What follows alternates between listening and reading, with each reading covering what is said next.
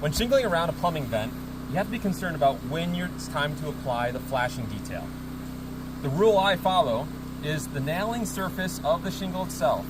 If it is below or downhill from the center line of the pipe, then it goes underneath the flashing.